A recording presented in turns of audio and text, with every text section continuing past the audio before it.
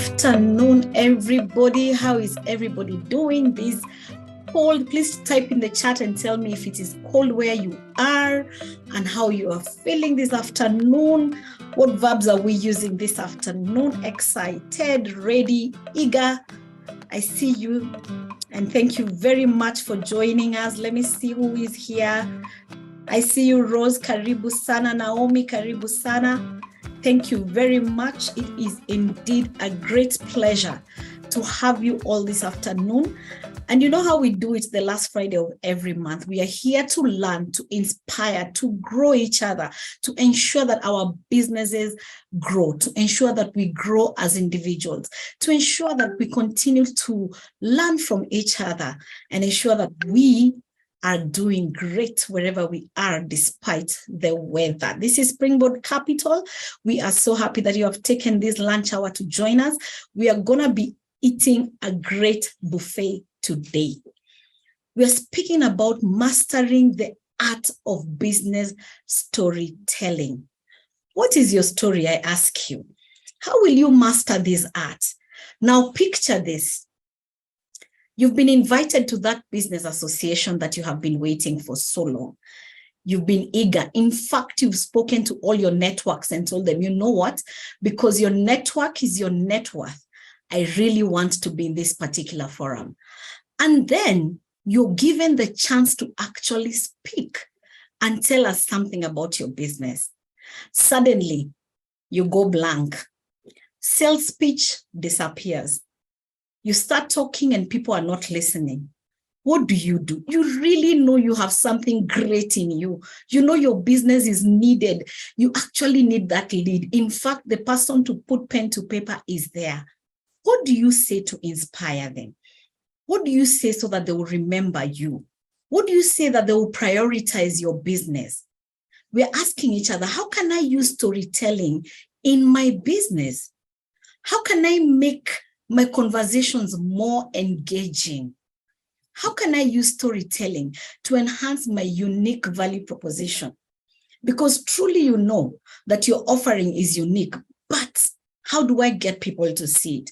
How can I incorporate storytelling into my business proposals and pitches? Well, guess what? Today, we are privileged to have somebody who is not only inspiring, but has been able to do it over 15 years. Joram Mwinamo. Joram is fondly referred to as the chief entrepreneur in East Africa. When you hear somebody in East Africa being referred to as a chief, ladies and gentlemen, get ready. He has constantly been involved in policy development and championing for a better SME growth environment. He has high entrepreneurial empathy. His mind is fully strategic, and this has seen him succeed in many businesses. His rhetoric constantly challenges the status quo. Things cannot remain the same. He seeks to initiate new ideas on how entrepreneurs can receive the support that they need to grow their businesses. He's the co-founder and CEO of Sandbox. He serves as a board member of Amnesty International and also is a member of the steering committee at Aspen Network of Development. Let me tell you later, he is going to share his links. He's got a host of links, a host of contacts that we can be able to see him through. But for now, we want to invite you, Joram, to say hi to us and to speak to us. We are eager. Joram, karibu sana. Thank you so much, and good afternoon to everyone. I can see that there are people joining in from as far as Kericho and Nyuki. I can see, Nairobi. I'm seeing it is probably cold and almost raining everywhere.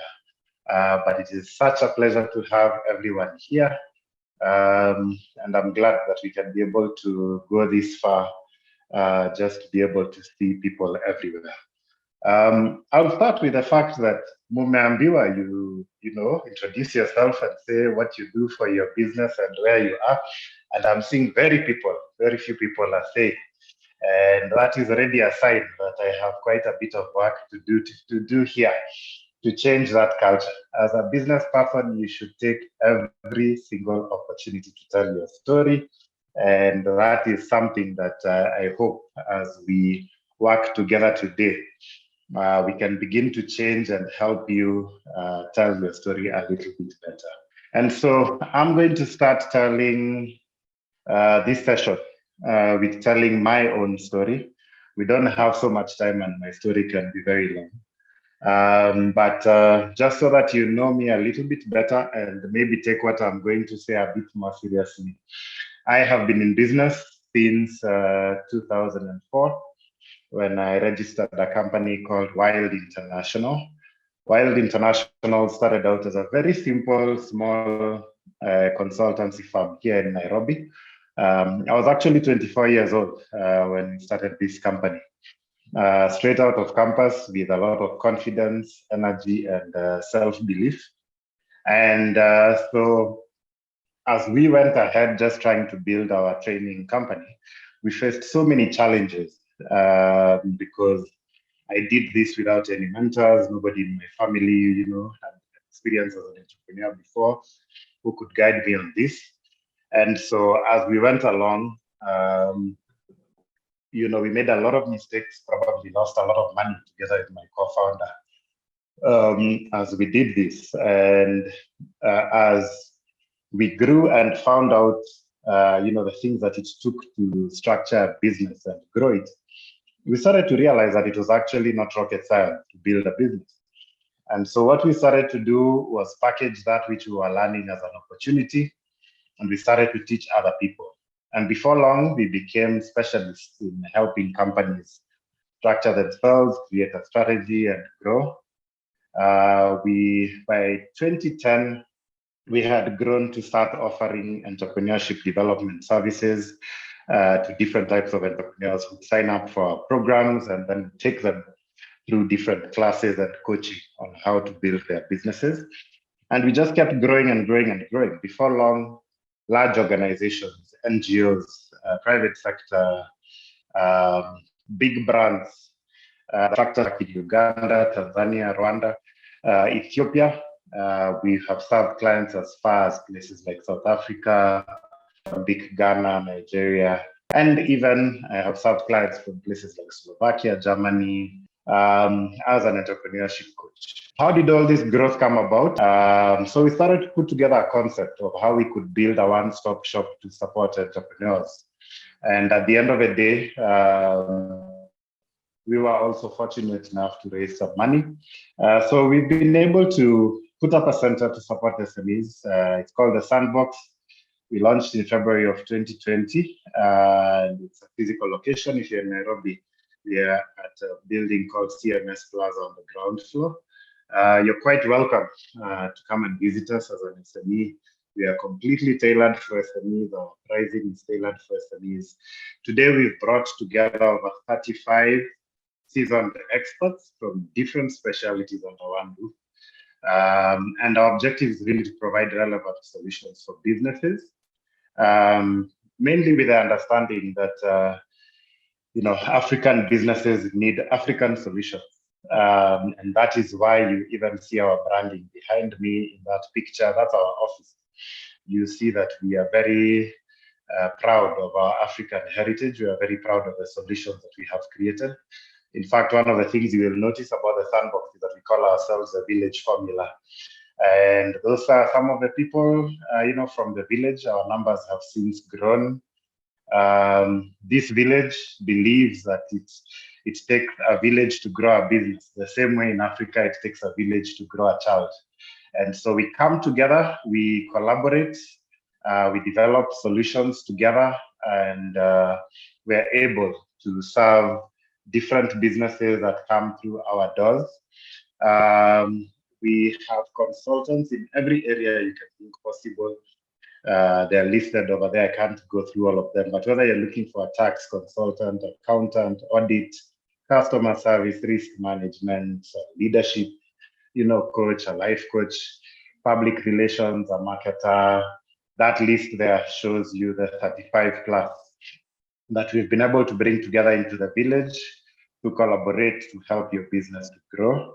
When you come, we're able to diagnose the issues that you have, whether they are compliance issues, whether you just need to grow, your clientele, whether you need to get better people. We're able to help you think through your business, and through our experts, we're able to help you, make decisions that enable your business to grow. Today, we are serving over 2,400 SMEs here in Nairobi and some from around Nairobi. And we're able to just, develop and deliver those solutions. So definitely, if you're looking for any of these solutions, feel free to come. Even if you don't know what your problem is, just come. We'll help you figure out what it is that you need to do. Beyond the small businesses, we've also been able to partner with larger institutions. We do events, we do conferences, we do programs across the country, just around things like SMEs, helping build the capacity of SMEs to formalize, to be able to scale, to be able to grow. We have served quite a number of professional organizations that do programs around women, youth, innovation, agriculture, you name it. We are very ambitious. We have a vision to have a borderless community of successful SMEs, anchored by that village formula and then reaching lives across the globe. Our vision is global. When we set this up, we realized that nothing like this exists around the world. And that has actually been corroborated by a lot of people who've come to us asking us to set up across different countries in Africa, across different countries in East Africa, and also from places like the US and Europe. We have a lot of people asking us to set up sandboxes in those locations. And so our 3 to 5 year plan is to set up at least 20 sandboxes and grow to the rest of the world. So we are looking at this year, we should have 3 up and running, 2 more in Nairobi, 1 in Mombasa. And then over time, we will go across Kenya and across East Africa, and then eventually across the world. This year, we are negotiating with someone in Pakistan and someone in the US to set that up. But that really is our plan. So before long, you will start to see the Sandbox brand across Kenya, across Africa, across the world. And that is something that I do hope, even if you've not had anything else by this point of my story, at least you'll be inspired enough to start to think, that great things can happen. And so today we're going to be talking about telling your story. And if you realize, in those few minutes that I had just before this, I've already told you a very significant part of my story. And I'm sure it's already influencing what you think about me. For some of you at the beginning, you might have thought, let me just jump into this and see, what is there to hear about today. But now you're probably sitting up and you're ready to hear what it is that I have to say. And that's the power of storytelling. Storytelling gets people interested in what it is that you do. It gets people interested in, what it is that you've achieved. Storytelling builds credibility, and it makes people, believe so much more in what it is that you want to do. And in my experience building my business, I've also coached quite a number of businesses, hundreds of businesses. And if I were to talk about the different things that hold people back from telling their story, it is probably because, you've built your business all this long, you've worked very hard to grow it to where it is. But all along, you have felt that, you feel like an imposter. You feel like, even if I've built all this, I'm not sure that I can really talk about my story, because I'm not sure that anyone is interested in listening to what it is that I have to say about my business. A lot of people feel inadequate, despite having built something substantial. And, building a business is a really, really tough job. So just the fact that you've come this far, whether it's been 2 years, 5 years, or 15 years, or 25 years, you have done a tremendous job building a business, something that's very, very difficult. And you should have some confidence. Do not feel shame, do not fear the unknown. A lot of people don't tell their story because they don't know what will happen if they tell their story. Will people accept my story? Will people like what it is that I have to say? Will they attack me? Will they come back and criticize what it is that I have to do? And so a lot of people, because they have a lot of fear or don't feel like their story is good enough or that they're adequate enough, end up holding back their story, end up hiding their story, end up feeling shameful towards their story. And as a result, you actually lose out on quite a bit of opportunity. And so the first thing that I just have to say is get over the fear. Get over the fear. Stop feeling like you're not good enough. You are already good enough. The fact that you set out to build that business already means that you're good enough. The fact that you have customers that are happy with what it is that you do, that continue to pay you and continue to come back for your services, means that you're good at something, and that what you've built has value. And therefore, you need to get over that fear and that shame of not telling your story and start to tell that story everywhere. And so that's just the first hurdle that many of us have to overcome. That fear of the unknown, and that fear of feeling inadequate about yourself. And so hopefully by the time we finish this, I'll have convinced you a little bit better that you need to get out and start telling your story and talking about your business everywhere you go. Be proud. You know, the same way if you are the CEO of East Africa Breweries or Absa Bank or whatever, the same way you'd feel if you are the CEOs of those organizations is how you should feel now about the business that you're running, and go around, you know, proud with your head held up high, you know, about the business that you've built, because what it is that you've done, you've hired people, is really a unique accomplishment, and you should be very, very proud of that. The second thing is that sometimes people want to wait until they are bigger, until they have a better brand, until they have bigger clients to start talking about their story, and until they feel ready and they feel like they have everything ready. But the truth is, you need to start where you are now. Just use what you have and start with what you know. Do not wait to, you know, to have more to start telling your story. Even if you just have 2 clients, start telling that story from there. Because how will people know what it is that you're doing?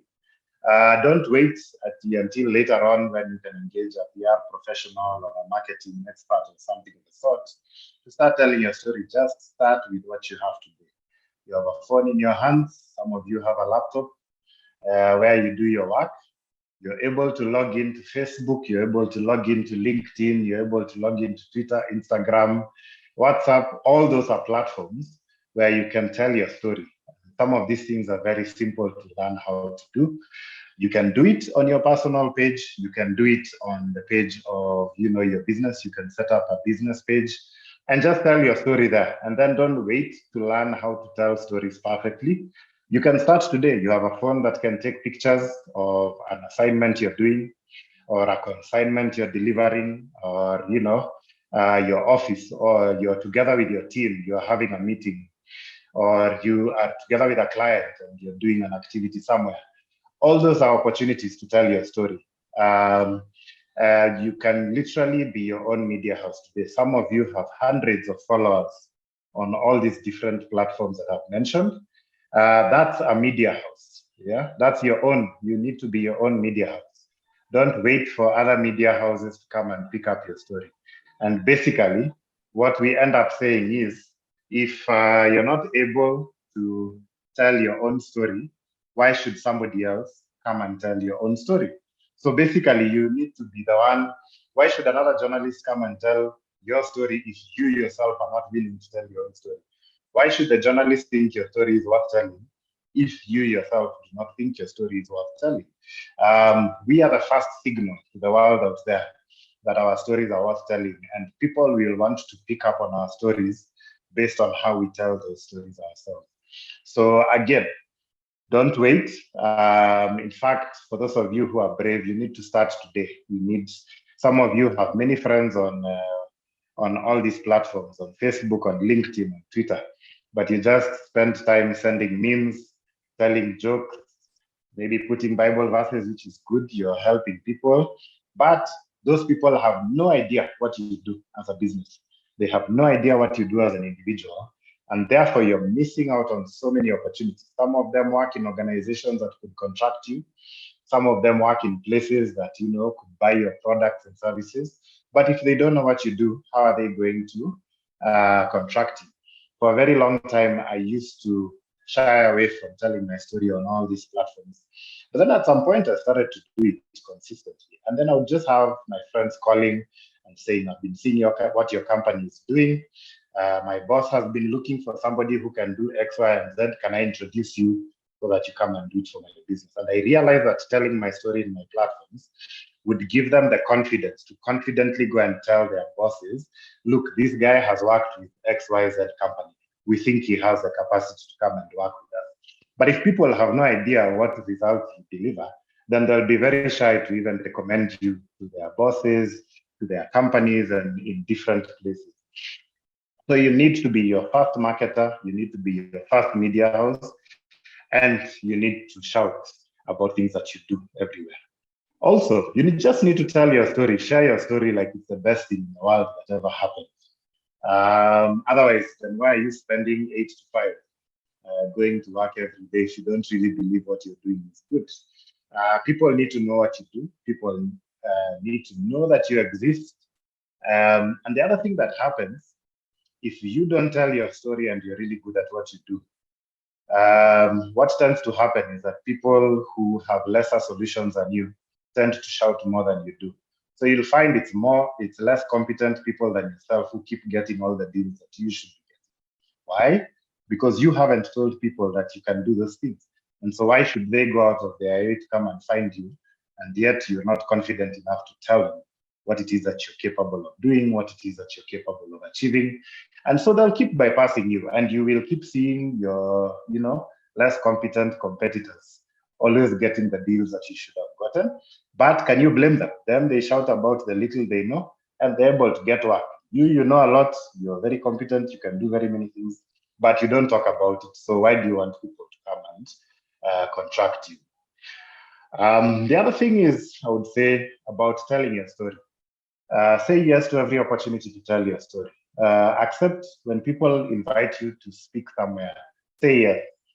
You'll be surprised the number of people I invite to speak in conferences, in events that we have and the like, and they tell me no, and particularly ladies. They always have a reason as to why they're not ready. They always have a reason as to why it's not yet a good time. They say, just give me a little bit more time, I work on this, then I will come. And that opportunity passes. And let me tell you, honestly, you will never be ready enough. You will never get to a place where you feel like you're good enough to do this. So just start. Next time somebody says, come and talk to our students, come and give a talk in church, come to our college and give a talk to students, come to our company and talk to our employees, come to our association and talk to our members. Say yes. In fact, even if you don't know what you're going to say yes. And then between the time you say yes and the time you get on stage, figure out what you're going to talk about. Maybe you can go online and look for courses or things you can do, tips that can help you become a better speaker. And yeah, then just take every opportunity. If a media house comes, a journalist comes and says they want to tell your story, by all means say yes. Of course, you need to be compliant first, because when your story appears in the newspaper, there are a few compliance officers that might come looking for you. So it's also important to be running a compliant business so that you don't have any fear about going to tell your story anywhere in the world, and people, will listen. And what tends to happen is that you tell your stories in small places. You could be telling a story in a church, and in that church, somebody is seated where they're a marketing manager, they're a finance manager, they're a CEO of an institution somewhere. And you just find they walk up to you after and say, I've heard what you do. We've been looking for somebody like you. Can you come and do business with us? In that school or college, you may be the son or a daughter of somebody who runs a business. And they'll go back home and tell their parents, oh, we listened to this guy give a talk. He did an amazing job in this. Maybe it's something they're looking for, and you just find them reaching out to you. So you never know when your next big deal or somebody who's related to your next big deal may be. And so you just really need to tell your story everywhere. And the more you tell your story on social media platforms, you find even bigger outlets picking up your story. Then you're invited to TV, to radio, and then you tell it to a really big audience, and you find a larger and larger number of people now start to reach out to you.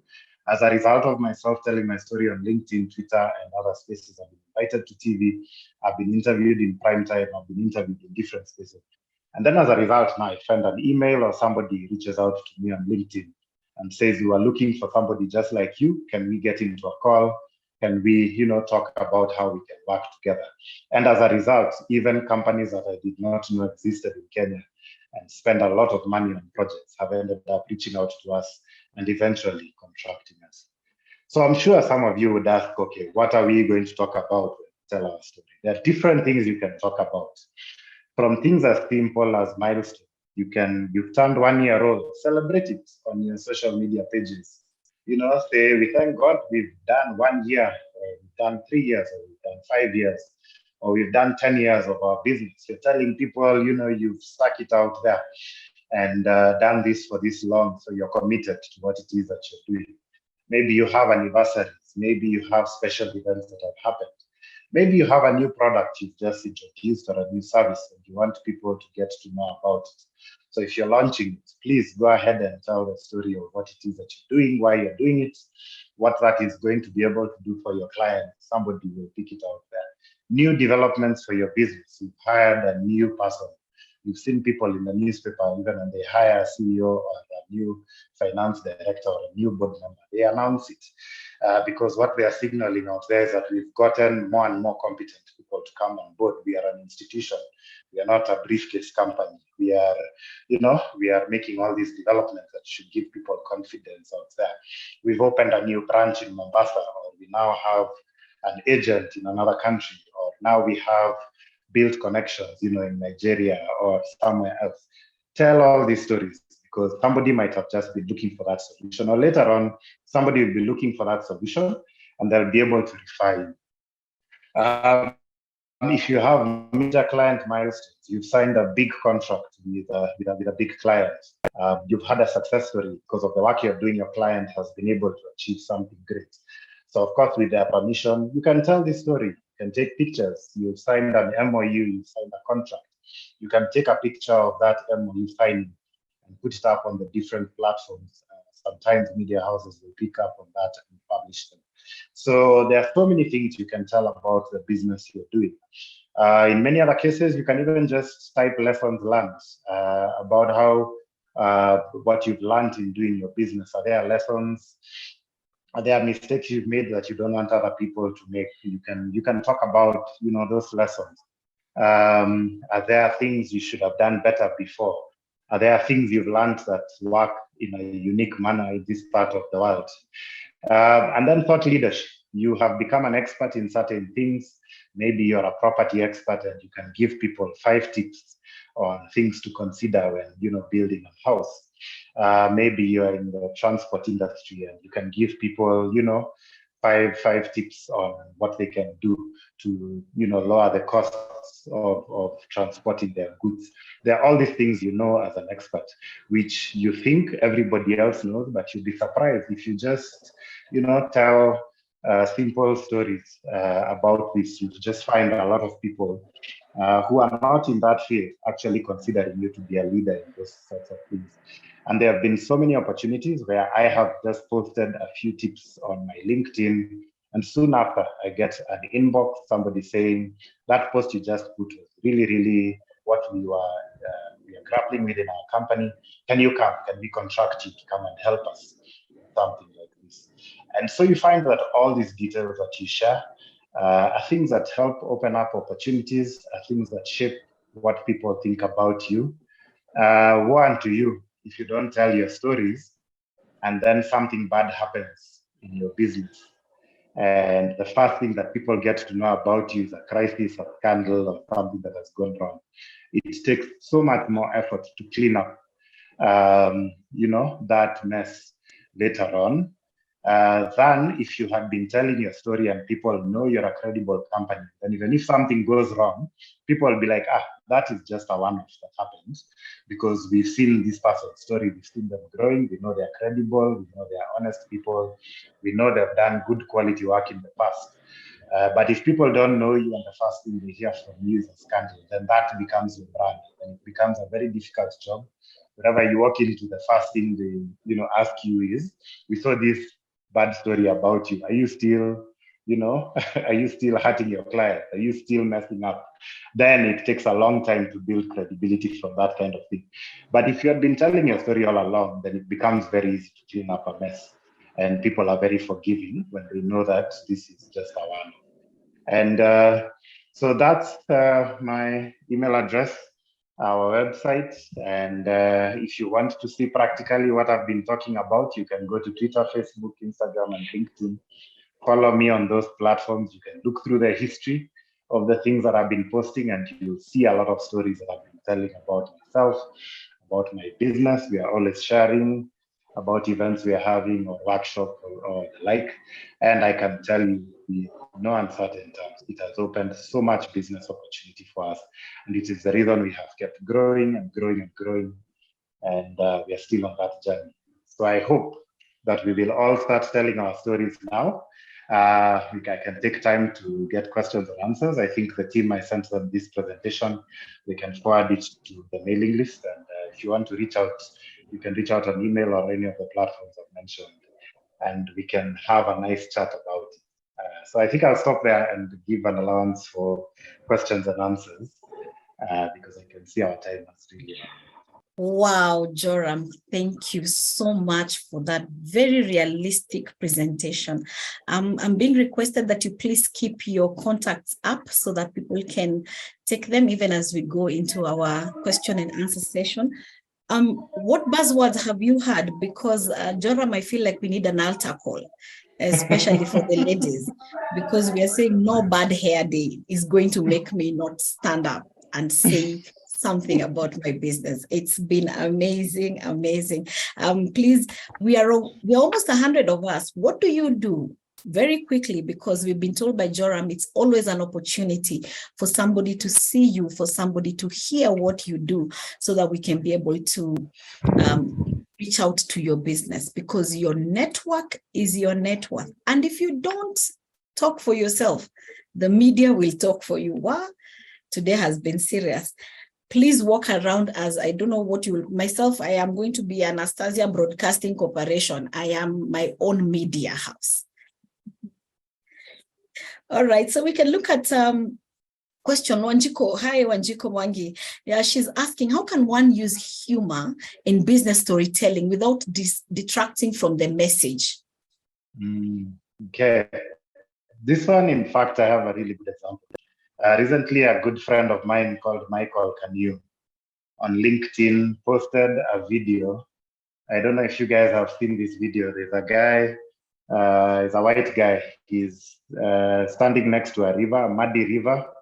And then he tries to step in, and then he realizes there's some water. Then he removes his slippers, and then he wants to jump across, not realizing the water was deep. And then he sinks all the way inside and then comes out very wet.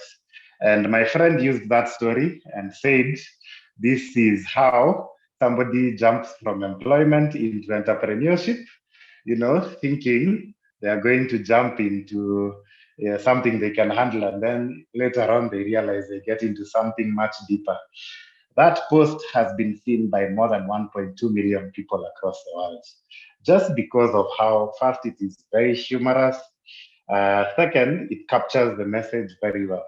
And so you can carefully craft something like that. Maybe it can be a meme, it can be a short video, it can be something, you know, that is clean, that is not, you know, disgusting or something of the sort. But as long as the humor in that message, I think there is another one that goes around about two people in like a boxing ring. And so it shows one person as a startup and the other person as the market.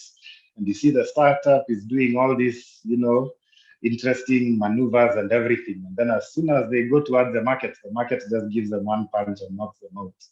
And so you can use such memes as something to drive home a message. And you'd find that the humor in those kinds of clips or pictures can drive the message better about what it is that you do. So it could be something in your industry. It could be a mistake that you're likely to make in your industry. It could be, you know, something to avoid.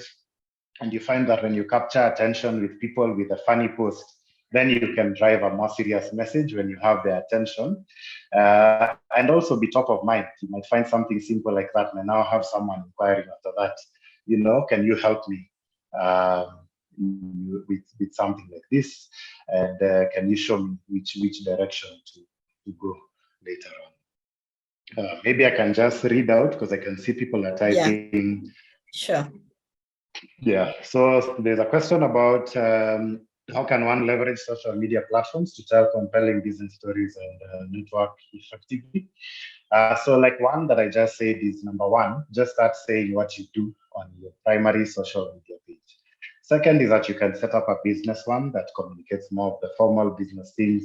Maybe it's a poster of an event you're having or a workshop that you're having. Maybe it's a new offer that you have. The best thing about social media is that you need to be very consistent. There are many ways you can leverage social media in a complicated manner. You can boost your posts. You can, there are tools that you can use to even measure and monitor what it is that you're posting on a daily basis. But what I found is that when you think about all these complicated things, you don't even get started. So I try and keep it simple. Before I started using social media, I've not been to any sort of training. Later on, I did, attend a few workshops to learn how to leverage LinkedIn, how to leverage Facebook, how to leverage Twitter, and the like. But first and foremost, just get started. Get started today. Post something about your business today and see what the feedback is. Take a picture about something that's happening at the workplace and tell a story. Take something that you've learned and post it either as a quote or as a paragraph of something that you've learned. And then just maybe decide that you can do this on a weekly basis. You'll find at least one interesting thing to post to your audiences. And then you find people are sharing this. You find people are sharing your number, people are sharing your email address because you're sharing useful information out there. And so there are things like on WhatsApp, you can tell it's your WhatsApp status. There are things you can post there in the form of a picture, for example. And there's a tool called Canva online that can help you just to do your own designs on different things and add pictures. You don't even need a professional to get you started at that one. As your business grows and as you grow busier, but you're making more money, then you can hire a social media consultant or somebody, who's better at it than you. But do not let the fact that you're waiting, stop you from telling your stories today. Just start designing things on Canva and post consistently. See what the feedback is. Over time, you'll get better at seeing posts that people like more than others, and it will just shape your mind mentally towards what you should be sharing about. Can you share any resources or tools that can help individuals improve their skills in storytelling? Nowadays, there's so many. There's even free courses online. If you go on LinkedIn, you find free courses around how to leverage social media, how to leverage WhatsApp, how to leverage Facebook. I may not even have specific links, but I'm just sure if you Google, so many free resources online. There's a Kenyan platform called Zidi where they do a lot of courses that are very Kenyan-centric. You can find courses there that are affordable that you can work with. If you come to the Sandbox, if you follow our different pages, you'll see us putting out workshops all the time about different things, customer service, digital marketing, branding, and all these sort of different things. You can come for this. But I would say if you're just really, really passionate about this, LinkedIn, there are free courses. That is when you go onto YouTube, there's a lot of people just sharing free tips on how you can leverage the different social media platforms. Any knowledge you learn from today can be useful. I love the next question. How can we overcome the bragging mindset? For example, you want to share a success story or milestone and you worry that people will think you're bragging. I should have added this to the list of why people do not share their stories. A lot of people think that when I say my business is good at doing X, I am bragging. You're not bragging, you're just telling the truth about what you're good at. And people want to work with people who are good at something. And so you can be humble about your own personal life, the things you own and all sorts of things, but a business needs to market itself. And to market yourself and stand out, you need to say what you're good at, You need to say what you've done before. People need to be confident in what it is that you do. And so I know there's a lot of African sayings, chama tajuza, kibaya chajitepeza. I don't know, our wahenga didn't have social media and they were not running businesses. That's why they came up with those sayings. But in the world of business, marketing and advertising is something that you need to get comfortable with. Tell the truth, don't exaggerate, just tell what it is that you can do. If you have a success story, tell the success story that you can do. There are people who will still misinterpret it as bragging. Shauri yao, they pay the fees for your children, they pay your house rent. Why are you concerned about what it is that they think about? If they pay your fees, then maybe you can listen to, what it is that they have to say. But if they don't, and they're comfortable wherever they are, then what they have to say is really their problem. And so as far as I'm concerned, I'm just telling the truth about what my business can do. I showed you all the different skills that we have at Sandbox.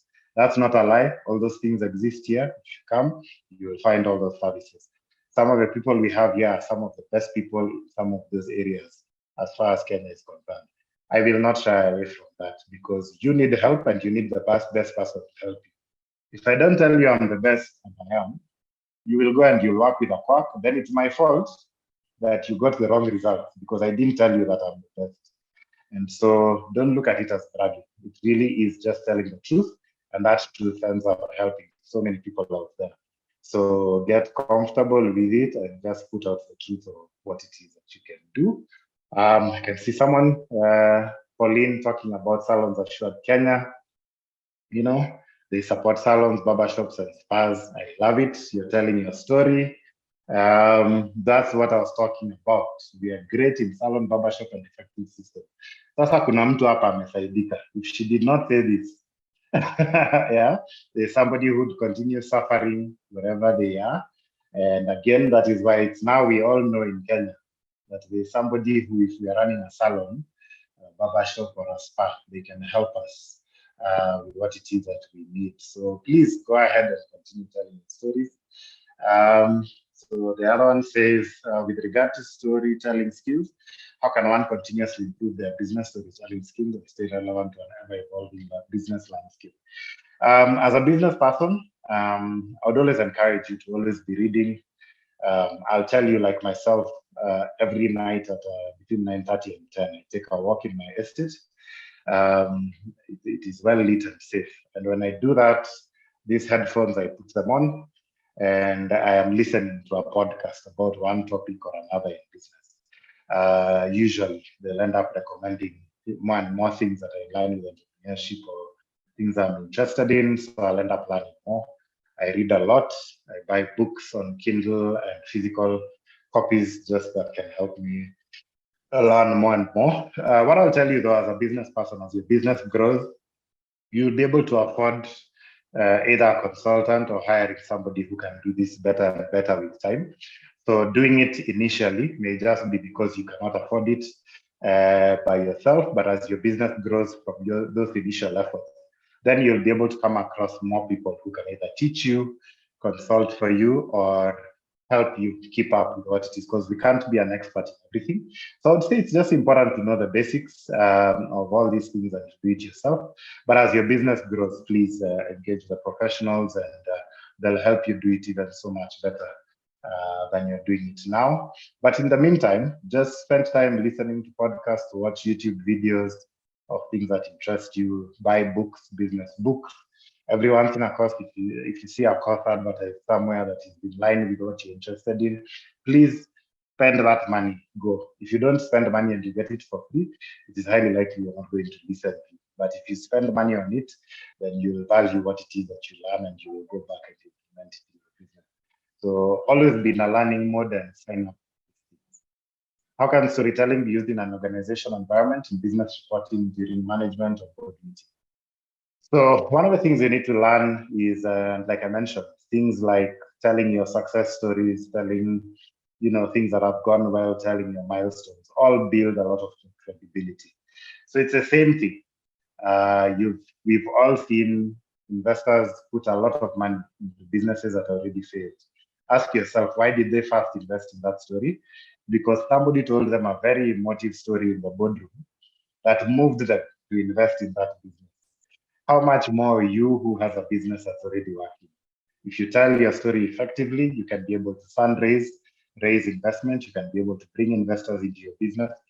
You can be able to convince, the bank to believe that your story, your business is credible and something worth investing in. Maybe you can unlock capital on that front.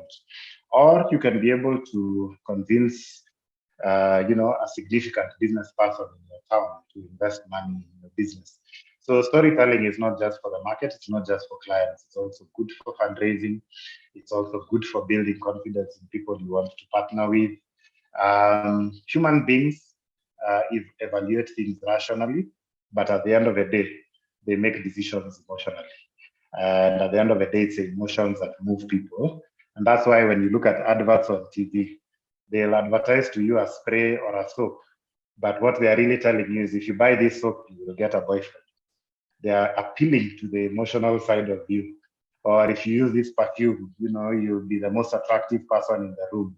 They are again appealing to your emotional side. So storytelling is great in terms of facts, but when you tell emotional stories about how the lives of your customers were changed or how, transformation occurred because of what your business did, you find that people jump, for those kinds of stories a lot more. And so, there's someone here saying, they struggle with imposter syndrome, so they rarely sell their company publicly, and they wait for the staff to do it. No, your staff will never sell as passionately as you do, and people buy more into you than they ever do. That's why people until today think Bill Gates is still the largest owner of Microsoft, and he's not. He left. He holds very minority shares nowadays. But because they told the story through him, wherever he goes, people think Microsoft because of Bill Gates. So even for your business, they will think about your business because of the story that you tell. Don't worry, it will be awkward the first few times you do it. You'll post something and you'll be nervous, but then you will get positive comments. That will build your confidence. You will get better at it. You will attend courses, you'll get better at it.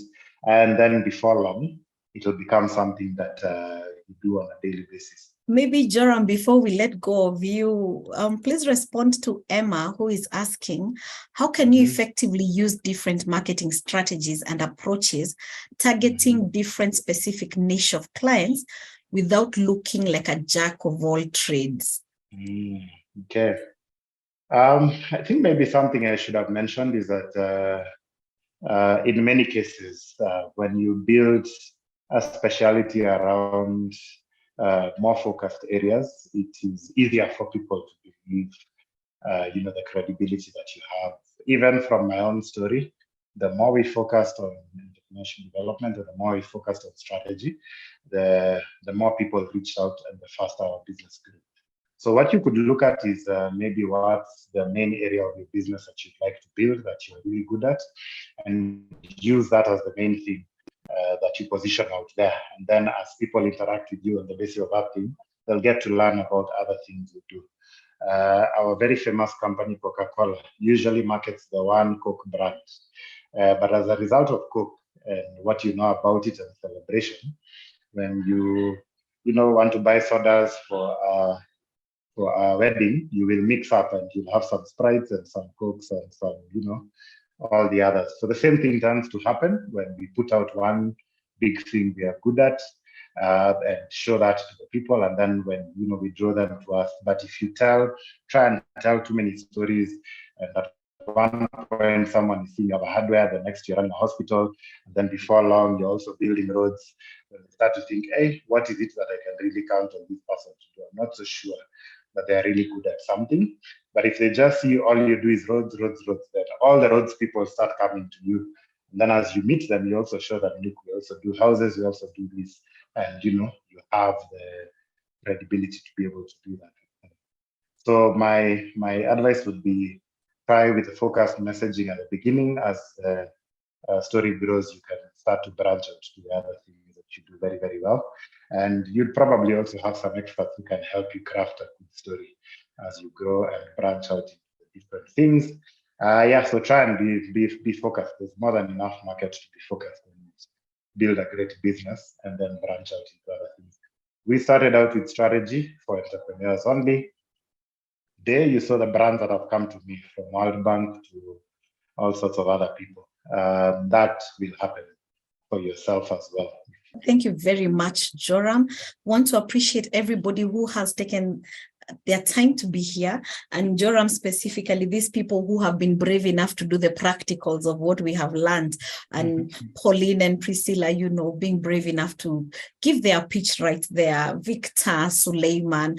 And for Pauline and Priscilla, when you're celebrating your anniversary, because a big thing is coming out of here, please invite Joram and Springboard Capital, and we give the story of where it all started. It will be a good thing, and it will be a very great story to give.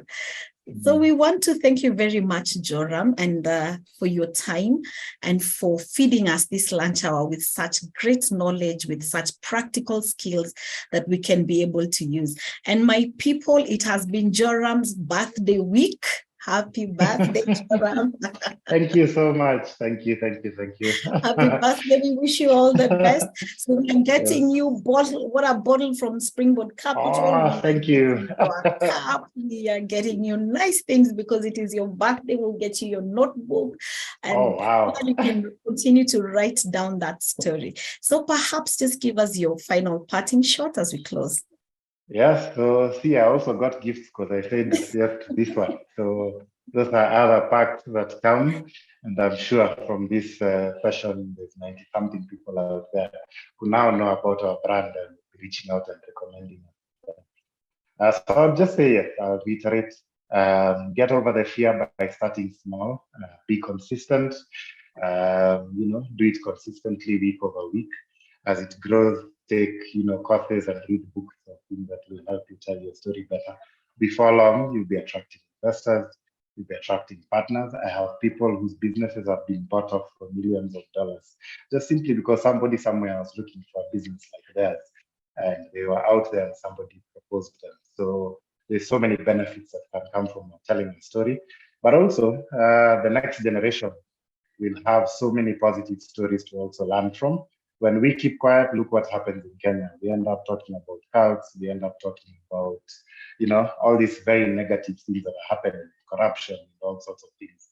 But when we tell our positive stories, it inspires people to have hope and to believe that there are great things that are happening. So thank you so much for inviting me, and thank you for listening. Looking forward to interacting with all of you. Great. Asante sana, Joram. And thank you, everybody who took their lunch hour. We value your time and we appreciate that you've been able to learn. So I guess it's my time to tell the Springboard Capital story. Now, Springboard Capital is a microfinance company that has transformed lives by offering financial services to individuals and to businesses for the past decade. Yes, we have been here for over a decade. We are focused on putting customer convenience at the center of our processes. We value building a relationship that goes beyond the traditional financing and lending, and it results into a more valuable partnership. The story of Springboard Capital is that of friendship. It's that of promise, and it's that of compliance.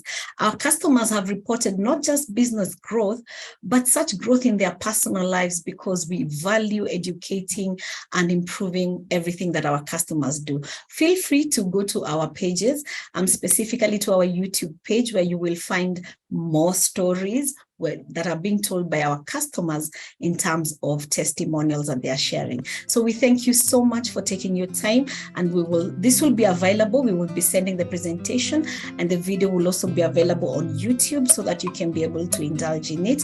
John Mogo, I'll not forget to shout you out. I see you and what you do. Thank you, everybody. We wish you a great afternoon.